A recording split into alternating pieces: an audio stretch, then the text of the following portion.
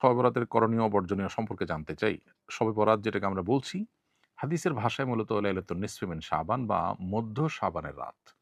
এই মধ্য শাবানের রাত, এ রাতের করণীয় বলতে আল্লাহ তাআলা এ রাতে বান্দাকে সাধারণ ক্ষমা ঘোষণা করেন হিংসুক এবং শিরকে লিপ্ত সে সমস্ত মানুষগুলো ছাড়া। অতএব কারো প্রতি শত্রুতা, বিদ্বেষ, হিংসা পোষণ করা কিংবা শিরক থেকে বেঁচে থাকাটা হলো আমাদের কর্তব্য, যাতে করে সাধারণ ক্ষমার আওতায় আমরা পড়তে পারি। এ রাতে সারারাত জেগে নামাজ পড়ার জন্য স্পেশাল বা বিশেষ কোনো নির্দেশনা, কোনো বিশুদ্ধ হাদিস দ্বারা প্রমাণিত হয়নি। তবে এ রাতের ফজিলত সম্পর্কিত আরও বিভিন্ন হাদিস বর্ণিত হয়েছে, যেগুলো বেশিরভাগই দঈফ। তবে সাধারণ ক্ষমার ঘোষণা সংক্রান্ত হাদিসটা গ্রহণযোগ্যতার লেভেল পর্যন্ত যায়। সেজন্য লাইলাতুল বরাত যেটাকে আমরা বলছি, শবে বরাত যেটাকে আমরা বলছি, যেটা মূলত মধ্য শাবানের রাত হাদিসের ভাষ্য অনুযায়ী, সে রাতের ফজিলত এতটুকু আছে যেটা সাধারণ ক্ষমার রাত। অতএব ক্ষমা লাভের জন্য চেষ্টা করা প্রশংসনীয়।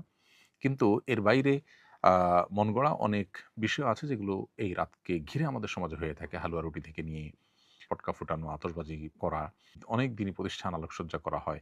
এগুলো আমাদের কালচারের সাথে মিশে গেছে। যদিও কোরআন হাদিসে এগুলো করার জন্য কোনো নির্দেশনা আমাদেরকে দেওয়া হয়নি। এগুলোকে ইবাদত মনে করে আমাদের করা উচিত হবে না। কারণ বিদআতের যে কনসেপ্ট শরীয়তের, সেই কনসেপ্টের আলোকে এগুলো আমরা করতে পারি না। বরং আমরা আল্লাহর কাছে সাধারণ ক্ষমা লাভের জন্য চেষ্টা করতে পারি। জাস্ট এটুকু। সালাফি.9 রাসূলের কথা বলে।